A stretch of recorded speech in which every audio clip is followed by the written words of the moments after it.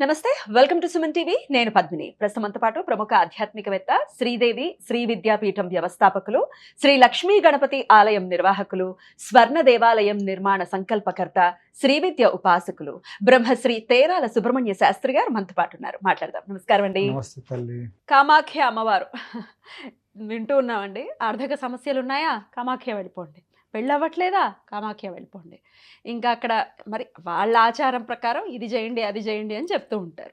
ఇంకా అంటే అది త్వరితగతిన నెరవేరిపోతాయి. కోరిక ఏదైనా కానీ అలా అలా చిటిక వేసినంత సేపట్లో అయిపోతుంది అనగానే మామూలు వాళ్ళకి ఏమనిపిస్తుంది? ఎవడు పడతాడు? సంవత్సరాల తరబడి కష్టాలు ఎవడు పడతాడు? వెళ్ళిపోదాం, చేంజ్ చేసుకుందాం, వెంటనే సమస్య సాల్వ్ అయిపోతుంది కదా అన్న థాట్ ప్రాసెస్ ఖచ్చితంగా డెవలప్ అవుతుంది మానవ మాత్రలం కాబట్టి. ఏమిటండి నిజంగానే కామాఖ్యాదేవి దగ్గరికి వెళ్ళిపోతే అసలు ఇట్లా ఫాస్ట్గా జరిగిపోతాయా? కోరిక ఏదైనా కేర్ ఆఫ్ అడ్రస్ కామాఖ్యనేనా? మీ అభిప్రాయం ఏమిటి దీని మీద? తప్పకుండా అమ్మ, మంచి ప్రశ్న. ఎంతోమంది దశమహావిద్య ఆలయం నిర్మాణం చేస్తున్నారు కదా. అసలు ప్రామాణిక గ్రంథాల్లో ఎక్కడ ఎలా ఉంది అనే దాని పట్ల మనం సాక్షాత్ ఆ పరమేశ్వరుడు ఇచ్చినటువంటి ఒక ప్రామాణికమైనటువంటి అంశాలని ముందు పెట్టుకుని జగద్గురువుల ఆశీస్సులతో మనం ముందుకెళ్తున్నాం. ఈ క్రమంలో కామాఖ్య అనేటువంటి ఒక అంశము ఈ మధ్య ఈ ప్రాజెక్టు బయటకు వచ్చిన తర్వాత ఎక్కువ కాల్స్ వస్తున్నాయి. గురువుగారు, మేము కామాఖ్య వెళ్ళాము, అలా చేసాము, మీరు అలానే చేస్తారా? ఇక్కడ ఆ దేవాలయంలో అలానే బలిహరణలు అవన్నీ ఉంటాయా? ఏ విధంగా చేద్దామనుకుంటున్నారు ఏంటి అని. ఒక్కొక్కళ్ళకి ఒక్కొక్క రకమైనటువంటి ఒక సాంప్రదాయాలు ఉంటాయి. వాళ్ళ గురువులు వాళ్ళకి చెప్పిన విధి విధానాల ప్రకారంగా వెళ్తూ ఉంటారు. మనం దేన్ని తప్పుపట్టడానికి మనము అవకాశం లేదు. కానీ ఒక విషయం ఏం చెప్తున్నామంటే, ఈ కార్యక్రమం మొత్తానికి కూడా ఈ స్వర్ణ దేవాలయం నిర్మాణము, దశమహావిద్యలు ఇవి గతంలో 20 సంవత్సరాల నుండి పైచిలుకు నేను సాధన చేస్తూ ఉన్నప్పటికీ సోషల్ మీడియాలో అప్పుడప్పుడు కనిపిస్తూ పోవటం వల్ల ప్రేక్షకులకి కొంతమందికి నేను పరిచయం ఉండొచ్చు, కొంతమందికి లేకపోవచ్చు. ఎక్కువగా విశ్లేషణ ఎక్కువగా మాట్లాడటం వల్ల ఉపాసన పరుడు ఇవన్నీ కొన్నిటికి సమస్యలు మనం చేయబోయే కార్యక్రమాలకి ఎక్కువగా మనం ప్రతి విషయం పట్ల వాటిని తీసుకొని మళ్ళీ వాటికి ఆన్సర్ చేస్తూ సమయం దానికి పోతుందనే ఉద్దేశంతో ప్రశాంతంగా ఉండాలని ఉన్నాను. కానీ ఇప్పుడు ప్రాజెక్ట్ స్టార్ట్ చేసిన తర్వాత నన్ను కామెంట్ చేసేవాడు ఉంటాడు, పొగిడేవాడు ఉంటాడు, తిట్టేవాడు ఉంటాడు, ఎవరి బాధలు వాళ్ళు పడుతూ ఉంటారు. కానీ ఏ లక్ష్యం కోసం అయితే మనం సంకల్పం చేశామో ఆ లక్ష్యాన్ని చేరుకునే దిశలో సుబ్రహ్మణ్య శాస్త్ర ప్రయాణం జరుగుతుంది. అందులో సందేహం లేదు. ఇక ప్రశ్నకు సమాధానం ఏమిటంటే, ఈ ఆలయ నిర్మాణానికి సంబంధించిన సందర్భాలలో పూజా విధి విధానాలు అనేటువంటివి ఏ విధంగా చేస్తే అసలు కామాఖ్య ఆ ఆలయానికి ఉండబడే ప్రాశస్త్యము, అక్కడ ఉండబడేటువంటి ఒక విధి విధానాలు, మనం ఆచరించవలసినటువంటి ఒక విధి విధానాలు ఏంటంటే, క్షేత్రానికి వెళ్ళటము, అక్కడ ఉండబడేటువంటి ఒక సాంప్రదాయాల ప్రకారంగా అక్కడ పూజ చేసుకోవటం, రావటం బాగానే ఉంది. కానీ అక్కడ జరిగేటువంటి ఒక కార్యక్రమాల తర్వాత కామాఖ్య వెళ్ళి వచ్చిన తర్వాత ఎంతమంది జీవితాల్లో మీరు అనుకున్నవి వాస్తవానికి దగ్గరగా జరిగినవి అనేది హృదయం పైన చేయి వేసుకొని ఫస్ట్ మీకు మీరు నోట్ చేసుకోండి. నాకు అంతా బాగా జరిగిందంటే వెళ్ళండి. ఒకసారి వెళ్ళొచ్చి అక్కడ కార్యక్రమం చేసుకున్న తర్వాత ఆ సాంప్రదాయాలు ఏవైతే ఉన్నాయో వాటన్నిటిని కూడా అమ్మవారిని దర్శించటం వేరు, ప్రత్యేకంగా పూజలు జరిపించుకోవటం ఇవన్నీ ఉన్నాయి. దర్శించడానికి అయితే ఏమి అభ్యంతరం లేదు. ఎక్కడికైనా ఏ క్షేత్రానికైనా వెళ్ళచ్చు, మనము చూడవచ్చు. ప్రకృతిలో ఆ పరదేవతా శక్తి అనేక రూపాల్లో ఉంటుంది, దాంట్లో తప్పేమీ లేదు. మీరు ఏ కోరిక కోసం ఫస్ట్ కామాఖ్య వెళ్తున్నారో అది మీకు అది కరెక్ట్ అవునా కాదా అనేది ఆలోచన చేయండి. ధార్మికమైనటువంటి కోరిక కాదా, ధార్మికమైనటువంటిది అనేదా, లేకపోతే అసలు మనం దానికి అందుకోగలమా, అసలు అమ్మవారికి సాధన చేయాలని ఆలోచన ఎందుకు వస్తుంది? ఫస్ట్ నాకు ఇప్పుడు ఉదాహరణకి నేను ఆర్థికంగా ఇబ్బందుల్లో ఉన్నాను. నేను తక్షణమే కామాఖ్య వెళ్తే ఒక ఫ్లైట్ టికెట్ ఖర్చు పెట్టి నాకెవరో ఏదో చేశారు, అందుకే నేను చేసే దాంట్లో కలిసి రావట్లేదు, లేకపోతే నా జీవితం బాగుండాలంటే కామాఖ్య వెళ్ళగానే అక్కడికి పోయి పూజ చేసి తీసుకురాగానే నాకు ఈ సమస్య పరిష్కారం అవుతుందా అంటే ఒకటి గుర్తుపెట్టుకోండి, కామాఖ్యనే కాదు రేపు పొద్దున మనం కట్టబోయే స్వర్ణాలయమే కాదు, ఇప్పుడు నిర్వహణలో ఉండి ప్రతిష్ఠ చేసిన నిర్వహణ చేస్తున్నటువంటి లక్ష్మీ గణపతి ఆలయమే కాదు, ఇంకా ఏ దేవాలయమైనా ఏ క్షేత్రమైనా ఒకే ఒక విషయాన్ని గుర్తుపెట్టుకోండి. ఉదాహరణకి సుబ్రహ్మణ్య శాస్త్రి జాతకం చూస్తున్న సమయంలో, అంటే నేను జాతకం రాసేటప్పుడు ఒక వ్యక్తి నా దగ్గరికి వచ్చాడు. వాడి జీవితంలో జరిగే విషయాలు అన్నీ రాసిన తర్వాత పలానా పూజలు చేసుకోండి అని నేను చెప్పాను. వాడు పూజలు చేసుకున్నాడు. ఆ సమయంలో వాడికి చెప్పింది ఏంటి, 18 సంవత్సరాల పాటు నీకు రాహుమార్దశ ఉంది, కాలసర్ప దోషం ఉంది, నీకు కలిసి రాదు, ఈ టైంలో ఈ పూజలు చేసుకొని చెప్పాను. వీడేం చేస్తాడంటే ఈ 18 సంవత్సరాల్లో 18 లక్షల కోట్ల మంది దగ్గరికి పూజారులు ఎంతమంది ఉంటే అంతమంది దగ్గరికి తిరుగుతూనే ఉంటాడు. మొత్తానికి వాడి బాధ వాడు తీర్చుకోవాలి కాబట్టి ఏ పుట్టలో ఏ పాముందో, నాకు ఎట్లాంటి సమస్య పరిష్కారం దొరుకుతుందోను ఇక అనేక క్షేత్రాలు తిరుగుతూ ఉంటాడు. ఇక అట్లనే గురువుల దగ్గరికి తిరుగుతూ ఉంటాడు. తిరిగి తిరిగి తిరిగి తిరిగి 18 సంవత్సరాలు అయిపోయిన తర్వాత నెక్స్ట్ వచ్చే మహర్దశ రాహు మహర్దశ అయిపోగానే గురు మహర్దశ వస్తుంది. ఫర్ ఎగ్జాంపుల్, గురు మహర్దశ రాగానే ఒక చెట్టు కింద చిలక జ్యోతిష్యం చెప్పేవాడి దగ్గరికి వెళ్ళాడు అనుకుందాం. వాడు చిలక జ్యోతిష్యం చెప్పిన తర్వాత అతను చెప్పినటువంటి అతను గొప్పవాడే. చిలక జ్యోతిష్యులు ముఖే సరస్వతి, ఎవరి దగ్గర ఏముందో చెప్పలేం. ఈ చిలక జ్యోతిష్యం చూసిన అతను వెంటనే వాడి పీరియడ్ మారిపోయింది, కానీ ఆ టైంలో అక్కడికి వచ్చేసాడు, చూశాడు, గవ్వలు ప్రశ్నతో తాయెత్తు కట్టాడు. ఇక వాడికి ఈరోజు అక్కడికి వెళ్ళిన తర్వాత గ్రహస్థితి మారిన టైము, ఈ తాయెత్తు కట్టుకున్న టైము మ్యాచ్ అయిపోయింది. వీడి ఇంటికి వెళ్ళిన తర్వాత వీడి భవిష్యత్తు రోజు రోజుకి అభివృద్ధిలోనే కనిపిస్తుంది, అంటే గ్రహస్థితి మారింది. తద్వారా వీడు అభివృద్ధిలోకి వచ్చాడు. ఈ 18 ఏళ్ల పాటు తిరిగిన గురువులందరూ ఒకెత్తు, వీళ్ళందరూ అనవసరం. ఇందులో వేద విద్వాంసులు ఉన్నారు, మంచివాడు ఉన్నాడు, చెడ్డవాడు ఉన్నాడు, అట్లనే తిరిగిన క్షేత్రాలు ఉన్నాయి. అప్పటిదాకా తిరిగినటువంటి కాంతి అరుణాచలం వెళ్ళగానే నాకు ఈ కోరిక తీరిందంట. ఆ టైంలో వీడికి గురుమహర్దశ వచ్చింది అనేది తెలియదు. ఒకడికి తిరుపతి వెళ్ళి వచ్చాక గురుమహర్దశ స్టార్ట్ అవుద్ది, ఒకడికి మౌబాద్ దగ్గర కురువి దగ్గరికి వెళ్ళిన తర్వాత వస్తుంది, ఇంకోటికి వస్తుంది, ఇంకోటికి వస్తుంది.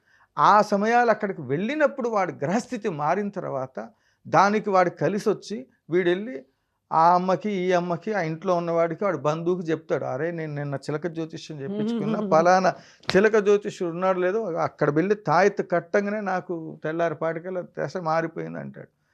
ఇప్పుడు ఒక ట్యాబ్లెట్ ఒకడికి వేస్తే సక్సెస్ అవుతుందంటే డాక్టర్లు ఎందుకు, శాస్త్రం ఎందుకు ఇక్కడ? కాబట్టి నేను చెప్పొచ్చే అంశం ఏంటంటే, కామాఖ్య వెళ్తే సమస్య పరిష్కారం అవుతుందా, లేకపోతే కంచి వెళ్తే పరిష్కారం అవుతుందా, వీటన్నిటినీ పరిశీలన చేయకుండా మనకి ఛానల్స్ ఉన్నాయి, మనకు మాట్లాడటానికి భగవంతుడు శక్తి ఇచ్చాడు, జనాల్ని అట్రాక్ట్ చేయడానికి కావలసిన ప్రజ్ఞాశక్తి ఇచ్చాడు. కాబట్టి నా ఇష్టం వచ్చినట్టు నేను జనాల్ని పిచ్చోళ్ళని చేసి ఆడుకుంటానంటే కాలీఫ్లవర్కి పెట్టుకుని కూర్చున్న జనాలు అయితే ఎవరు లేరు. కాలం మారింది, అన్నీ చూస్తున్నారు, ఎవరేం చెప్తున్నారు అనేది. మనం చెప్పేది, మనం చేసే వీడియో ఒక్క వీడియోని అనుకుంటాం, మనలాంటి వీడియోలు ఎన్నో చూస్తూ ఉంటారు ప్రజలు. మనం ఎంత జాగ్రత్తగా మాట్లాడాలి, అది మనం ఇంత విలువైన సమయాన్ని మన వీడియో చూస్తున్నారంటే ఆ చూస్తున్నటువంటి వాళ్ళు ఎన్నో పనులు ఉంటాయి. ఏం చెప్తాడో స్వామి అంటాడు. దానివల్ల వాడి జీవితం మారితే, వాడు సంతోషపడితే, ఈ చేసిన కార్యక్రమంలో పద్మిని అమ్మకి, శాస్త్రి గారికి, అందరికీ పుణ్యం, సుమన్ టీవీ యాజమాన్యానికి. ఒక మనిషిని సంతోషపెట్టడం చాలా, ఒక్కటి అన్నదానం అమ్మ, 2 మాటదానం. ఈ ప్రపంచంలో ఒక వ్యక్తిని నిలబెట్టగలిగేవి 2. మిగతావన్నీ కూడా ఎన్నో వస్తే ఎన్నో అది పక్కన పెట్టేసేయండి. ఒక వ్యక్తికి నేనున్నాననే భరోసా మనం ఇవ్వాలి. ఈ శాస్త్రాల పేరుతో ఇంకా అసలు ప్రపంచం మొత్తం అయోమయం అయిపోతుంది, గందరగోళం అయిపోతుంది. ఇవన్నీ ఉన్నాయి శాస్త్రంలో. వాటికి ఉన్నప్పుడు మరి గురువులు మనం ఎందుకు? అసలు జగద్గురువు వాళ్ళు ఎవరైనా వచ్చి మీడియా ముందు మాట్లాడతారా? వాళ్ళ పని వాళ్ళు చేసుకుని పోతారు. మనకు పని లేక మీడియా ముందుకు వచ్చి మన విలువైన సమయాన్ని మనం కేటాయిస్తూ, నువ్వు కామాఖ్యకు పో, నువ్వు ఢిల్లీ పో, నువ్వు అక్కడికి పో, ఇక్కడికి పో, ఈ బలులు ఇవ్వు, ఇది చెయ్యి, అసలు నేను చేశాను అని కూడా కొంతమంది బాహాటంగా చెప్తారు. ఇవి చేయటం వల్ల ఏం అంటే, చెయ్యటంలో తప్ప ఆచార సాంప్రదాయాలు ఇవన్నీ నేను మాట్లాడాల. నీ గ్రహస్థితి అలా ఉన్నప్పుడు అందుకే శ్రీకృష్ణ పరమాత్మ అంటాడు అర్జునుడు, బావా నువ్వు దోస పండు తీసుకుని అది చేదుగా ఉంటే నువ్వు ఎన్ని క్షేత్రాలు తిరిగితే ఉంది, దాంట్లో ఉన్న చేదు ఎక్కడికి పోతుంది? అలానే నీ కర్మ అనేటువంటిది తొలిగే టైం వచ్చినప్పుడు అది క్లియర్ అవుతుంది. అది తొలగాలి అంటే కూడా రాజశ్యామల మరలా ఖచ్చితంగా ఈ రాజశ్యామల ఉపాసన చేస్తున్నప్పుడు దశమహావిద్యలకు సంబంధించిన దాంట్లో వాళ్ళ సాంప్రదాయాలు ఎక్కడెక్కడో ఉన్నాయో మనకు అనవసరం. మన పూర్వీకులు మన పెద్దలు మన ఇంటి ఆచార సాంప్రదాయ ప్రకారంగా నీ ఇంటి ఇలవేలుపు వెంకటేశ్వర స్వామి, లేదు వీరభద్రుడ, మహాలక్ష్మి అమ్మవార, ఎవరున్నారో వాళ్ళకి పూజ చేయి, తల్లిదండ్రులకు పూజ చేయి, ఎదుటి వాడు కష్టంలో ఉన్నాడంటే వాడికి సహాయపడు, చేతనైంది చేయి. ఇక్కడ ఈ కామాఖ్య అమ్మవారి దేవాలయం గురించి, అనుష్ఠానాల గురించి ఒక్కళ్ళైనా ఎవరైనా మాట్లాడదలుచుకుంటే దశమహావిద్యల గురించి ఈ మధ్యకాలంలో కూడా అనేక రకాల ఛానల్స్లో ఈ మధ్యకాలంలో చాలా కాంట్రవర్సీ, విమర్శనాత్మకంగా కొన్ని వీడియోలు చేస్తూ ఉన్నారు కొంతమంది. ఎవరైనా ఏదైనా శాస్త్రం గురించి మాట్లాడే ముందు దాంట్లో అంటే గతంలో 2-3 ఏళ్ళ బట్టి చూస్తున్నాను నేను రాకముందు ఈ వీడియోలు అన్నిటిని కూడా, దశమహావిద్యల గురించి కావచ్చు, ఇతరత్ర ఛానల్స్ గురించి, ఒక వ్యక్తిని ఒక వ్యవస్థలోకి భగవంతుడు ఇవి కొత్తగా పుట్టుకొచ్చాయా దశమహావిద్యలు, లేకపోతే వారాహి అమ్మవారు కొత్తగా వచ్చిందంటే సప్తమాతృకలో ఒకటి కదా వారాహి అమ్మవారు. కాబట్టి ఎవరు దీని గురించి విమర్శలు చేయవలసిన అవసరం లేదు. ఒకవేళ విమర్శించాలి దానిపైన, అంటే విమర్శ అంటే మీనింగ్ ఏంటంటే తీక్షణంగా చూడటం, విమర్శనాత్మకంగా చూడటం విమర్శ అంటే, తప్ప ఆర్గ్యుమెంట్ కాదు. తెలియని విషయంలో తెలుసుకోవడంలో తప్పులేదు. తెలియకుండా ఇష్టం వచ్చినట్లు వీటి పట్ల అక్కడ అలా చేశారు కాబట్టి ఇక్కడ ఇలా చేద్దాం అనుకుంటే, అగ్నిహోత్రుడు, నిత్యాగ్నిహోత్రుడు, యాగాలు చేసేటువంటి వాళ్ళు ఎందరో గొప్ప గొప్ప విద్వాంసులు మనం చేసే వీడియోల్ని తెలుసో తెలియకో వాళ్ళకి ఏదో సందర్భంలోనూ మనం తారసపడి మన వీడియో చూస్తే, దుర్మార్గుడు వీడు శాస్త్రం మొత్తాన్ని భ్రష్టత్వం పట్టిస్తున్నాడు అనే విధంగా చేస్తే మనకి తాత్కాలికంగా ప్రయోజనం వచ్చి ఉండవచ్చుగాక, కానీ దానివల్ల దోషం వస్తుంది. అనుభవం లేకుండా ఏ పనులు చేయొద్దు. మనది గురుకులము, మనది ఏ కులము? గురుకులం. మీరు కామాఖ్య వెళ్ళేదేదో కంచి వెళ్ళండి. 32 మంది అంతమంది పీఠాధిపతులు వాళ్ళు ఎవరెవరో వీధికొకళ్ళు ఉంటారు, అయినా అనవసరం. కంచి కామాక్షి, జగద్గురువులు, శృంగేరి పీఠం, పీఠాధీశ్వరులు వీళ్ళందరినీ కలవండి. అంతే తప్ప సొంత పెత్తనాలు చేసి లేనిపోని రిస్కులు తెచ్చుకోవద్దు. ఆ మధ్యకాలంలో చిన్న ఒక 2 మాటలు క్లోజ్ చేస్తాను. ఆ మధ్యకాలంలో ఇంటింటికో బ్రహ్మంగారి కాలజ్ఞానంలో చెప్పినట్లుగా ఇంటింటికో దేవాలయం అన్నట్లుగా ఏదో దేవతలను తీసుకొచ్చి ఇంట్లో గూడు పెట్టి ఆ మాంసపు తిన్న వ్యర్థ పదార్థాలన్నింటిలో గోతులు పెట్టి దాన్ని ఏదో గ్రామ దేవతలుగా పెట్టి కూడా పూజలు చేసి కొంతమంది చేస్తూ పోతూ ఉన్నారు. ఇవన్నీ తప్పు. మనం వాస్తుశాస్త్ర ప్రకారంగా వాళ్ళ ఇల్లు కట్టుకోవాలంటే అట్లాంటి శల్య దోషాలు లేకుండా ఉండాలని అనుకుంటాం కదా, అలాంటిది పెట్టుకోవడం కూడా తప్పు. ఇట్లాంటివి ఏవి చెయ్యకండి. మీరు అమ్మవారిని స్మరించండి, జగద్గురువులను స్మరించండి,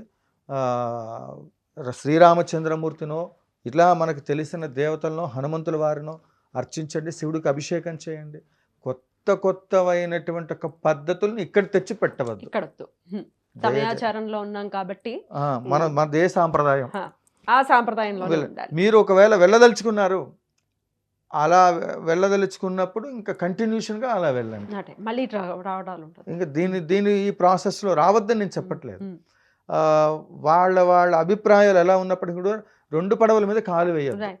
మంచి అయినా చెడైనా మీరు పూర్తిగా మనస్ఫూర్తిగా ఇక్కడ నేను వెళ్ళొచ్చాక నాకు ఎలా అనిపించింది అంటే, ఆ దేవత కామాఖ్యాదేవి అంటే అద్భుతమైనటువంటి ఒక శక్తి కలిగినటువంటి ఒక దేవాలయము. అక్కడ సాంప్రదాయాలు ఉన్నాయి, అక్కడికి వెళ్ళి చెయ్యవలసిన అవసరం ఏముంది అంటున్నా. ఇక్కడ నాకేమంటున్నానంటే, ఒక చిన్న పని, ఈ ఊళ్ళో ఉన్న వాళ్ళతో పని జరగవలసింది ఉంది, నాకు ఏదైనా అవసరం ఉంది, నా ఎదురు ఇంకా మీకు అర్థమయ్యేటట్టు చెప్పాలంటే, ఇప్పుడు ప్రభుత్వం కాంగ్రెస్ ప్రభుత్వం ఉంది, కేసీఆర్ గారు లేరు, నేను కేసీఆర్ గారు ఉన్నప్పుడు వెళ్ళి ఆ పార్టీ జెండా పెట్టుకుని వెళ్ళి నాకు ఇల్లు లేదు పేద బ్రాహ్మణ్ణి నాకు ఏదైనా ఇవ్వండి అంటే ఇస్తారు. ఇప్పుడు కాంగ్రెస్ పార్టీది ఉంది, నేను కాంగ్రెస్ పార్టీ జెండా వేసుకుని ఉండి నేను ఆ సంబంధించినటువంటి వాళ్ళే నాకు ఏదైనా ఉంటే అయ్యా మరి నేను బ్రాహ్మణ్ణి నాకు ఇది లేదంటే ఇస్తారు. అంతేగాని నేను బీఆర్ఎస్ పార్టీ వేసుకుని పోయి కాంగ్రెస్ పార్టీ దగ్గర పోయి నాకు ఇల్లు ఇవ్వాలంటే ఆ, ఇస్తారు. దాని పార్టీలని నేను అంటలా, మన తన భేదం ఉంటుంది కదా, ఆ వ్యత్యాసం అనేది దేవతలకు సంబంధించిన దాంట్లో ఇక్కడ నీకు జరగాల్సిన పని ఇక్కడ ఉన్నప్పుడు ఇక్కడ దాకా ఎందుకు వచ్చామనేటువంటిది ఒకటి ఉంటుంది. మంత్రశాస్త్ర సంబంధమైనటువంటి ఒక అంశాలు కూడా చాలా నిగూఢమైన రహస్యాలు ఉన్నాయి. ఇది కంగారులో చెప్పే అంశం కాదు, సూక్ష్మంగా ఇంకొక ఎపిసోడ్లో చెప్పుకుందాం. తప్పకుండానండి. అయితే ఎక్కడ ఆచారాన్ని అక్కడ ఎక్కడ వాళ్ళు ఎలా మన పెద్దవాళ్ళు ఎలా అయితే పెట్టి ఉన్నారో ఆ ఆచారాలని ఫాలో చేయాలి. అంతే, ఇష్టం వచ్చినట్టుగా మార్చేసి టకటకా అయిపోతున్నాయి కదా అని దాని జోలికి వెళ్ళదు. ఎఫెక్ట్స్, సైడ్ ఎఫెక్ట్స్ కూడా ఉంటాయి అని చెప్తున్నారు. అవునమ్మా. చాలా చక్కగా వివరించారు. కృతజ్ఞత. కామాక్షి. నమస్కారం. కామాక్షి.